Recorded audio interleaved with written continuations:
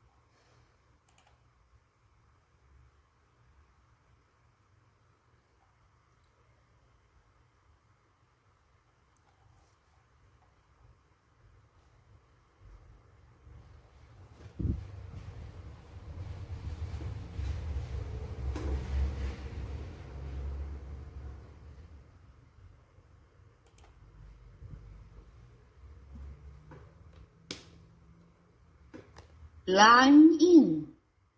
Olá, alunos! Eu sou a professora Luciana Zátera e nesta aula nós vamos estudar algumas concepções de linguagem ao longo do tempo. Se nós pensarmos sobre a linguagem, nós vamos lembrar que ela é uma capacidade fantástica, não é mesmo? Mas ao mesmo tempo ela é bastante complexa se nós começarmos a refletir se e de que maneira ela funciona. Vocês já pararam para pensar?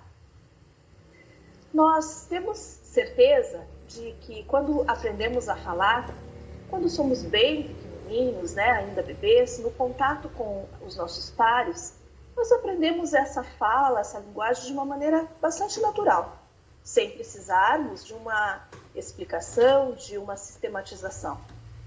Mas, por outro lado, quando nós vamos à escola, um outro tipo de linguagem, a linguagem escrita, ela é um pouco mais complexa em sua aprendizagem. Bom, quando você era criança, você aprendeu a falar e depois aprendeu a escrever. Você lembra desses dois processos, como eles aconteceram? Difícil lembrar, não é? Quando vocês foram alfabetizados, vocês lembram que método foi usado para isso? É possível lembrar que concepção de linguagem norteava o trabalho do professor, da professora que ensinou você? Depois que nós temos um certo domínio de linguagem, tanto falada como escrita, é difícil a gente pensar sobre essas questões. Então, nessa aula, nós vamos falar um pouquinho sobre isso. Vocês já se questionaram como que o homem começou a falar? Quando que isso aconteceu? Lá na evolução do ser humano ainda, né, dos primatas, até chegar ao ser humano como somos hoje, como que foi esse processo de aquisição da fala? Como o homem aprendeu, com quem ele aprendeu? Esse processo foi lento ou esse processo foi rápido? Bom, nós temos dois grandes grupos dos quais derivaram, primeiramente, os primatas, né, os macacos, e outro grande grupo que derivou o ser humano. Desse primeiro grupo dos primatas, que antecedeu os macacos, eles viviam em florestas. Essas florestas eram muito ricas, tinha muito alimento, então eles não precisavam sair em busca de comida. Assim, eles desenvolveram de uma maneira bastante eficaz a mastigação, o seu aparelho mastigatório.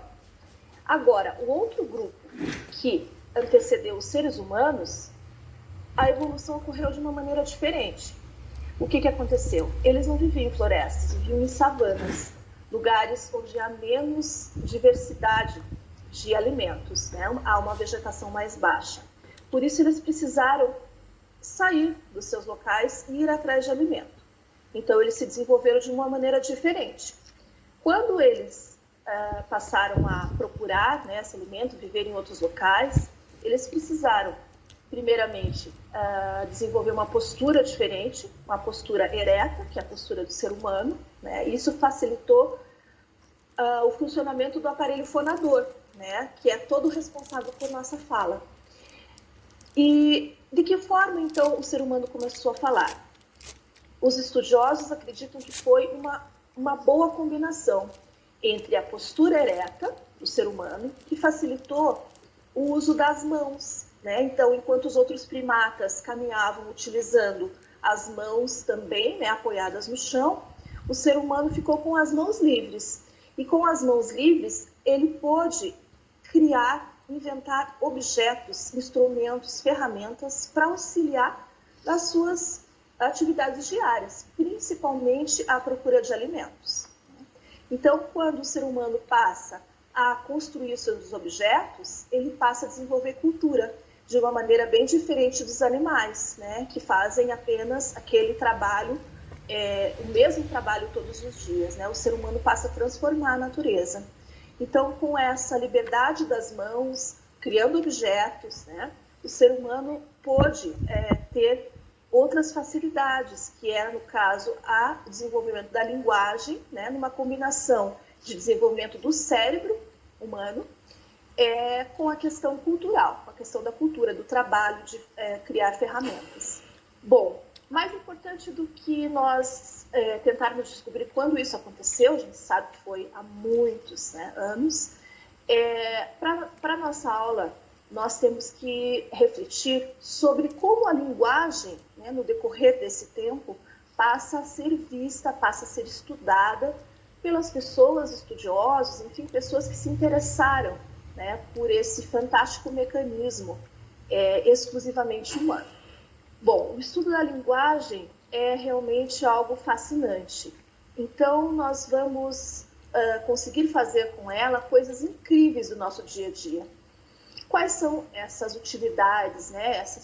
Esses atos, essas coisas que fazemos com a linguagem? Vamos pensar um pouquinho sobre isso.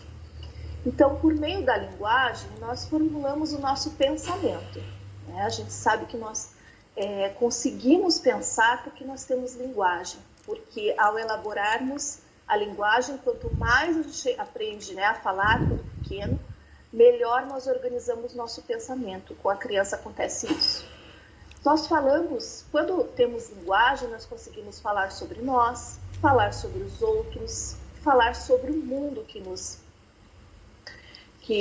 em que vivemos. Pela linguagem, nós conseguimos transmitir conhecimentos, né, de uma geração para outra. Também nós expressamos nossos desejos, aquilo que queremos, aquilo que sentimos. Pela linguagem, nós relatamos as nossas experiências para as outras pessoas, nossas experiências de mundo. E também pela linguagem, que é uma das coisas mais interessantes e fantásticas, é que conseguimos projetar o futuro. Não precisamos viver somente no aqui e agora. Conseguimos pensar sobre o que queremos, né, para o dia de amanhã. Bom, sabendo já sobre as coisas que conseguimos fazer por meio da linguagem, nós podemos nos perguntar agora, mas o que é a linguagem? Vocês conseguiriam conceituá-la, definir o que é a linguagem? Então, linguagem, a gente pode dizer que significa toda maneira de expressão em que haja algum tipo de sinal, por meio dos quais possa haver comunicação. Então, se eu digo que linguagem é todo tipo de sinal, eu já deixo uma pista para vocês que linguagem não é apenas a fala e a escrita. Linguagem é muito mais abrangente, muito mais ampla. É também a linguagem falada, né, a oral, e a linguagem escrita. Mas pode ser um desenho, uma imagem, um símbolo, um sinal, né, outros meios que me permitam a comunicação. Nós estamos falando aqui sobre linguagem humana, embora em outros estudos a gente possa falar da linguagem dos animais, da linguagem das cores, da linguagem da música, mas aqui estamos mais especificamente falando da linguagem humana. A linguagem é a capacidade humana de usar signos, com esses signos usados com objetivos cognitivos, né? Ou seja, que é possível interpretarmos com a nossa mente, nosso sistema cognitivo, nossa inteligência enquanto seres humanos. Os signos estão no lugar das coisas, né? Então são os símbolos, os sinais que nos permitem que tenhamos e que possamos nos comunicar. Bom, a partir dessa definição, vamos ver então alguns exemplos. Em relação à linguagem, né? Ela pode ser ali, como vocês observam na tela, a fala, a escrita, as placas de trânsito, as notas musicais, né? Que são sinais, que são símbolos, os gestos que fazemos para nos comunicar, os desenhos, né? As imagens e tantos outros sistemas de comunicação que servem para a interação e para a comunicação, podem ser considerados linguagem. Agora, vamos pensar um pouquinho se linguagem tem o mesmo significado de língua. Será que esses dois termos têm diferença? Às vezes nós costumamos usar esses dois termos como sinônimos no nosso dia a dia, e tudo bem. Mas para a linguística, para a área de estudos da linguagem, há uma diferença sim. Vamos acompanhar na tela. A língua é uma manifestação particular, histórica, social e sistemática de comunicação humana. Então, apesar de os outros animais, né, terem às vezes algum tipo de linguagem, algum tipo de comunicação, eles não têm língua. Língua só o ser humano tem essa capacidade cognitiva, né, e social de dominá-la. A língua, ela serve para comunicação e serve também como uma atividade interativa entre as pessoas, né? Ela é sociocognitiva e histórica. Por que sociocognitiva? Porque ela se dá na interação social, né, entre as pessoas, ela só existe porque existe essa interação.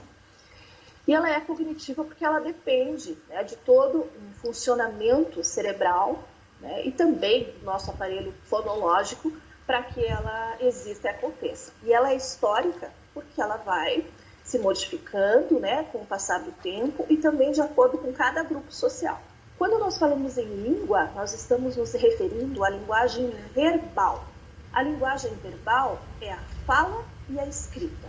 Então, somente isso é língua.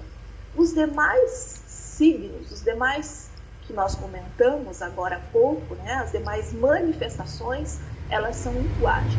Então, vamos ver se entendemos. Linguagem é abrangente e, dentro da linguagem, né, a linguagem abrange a língua.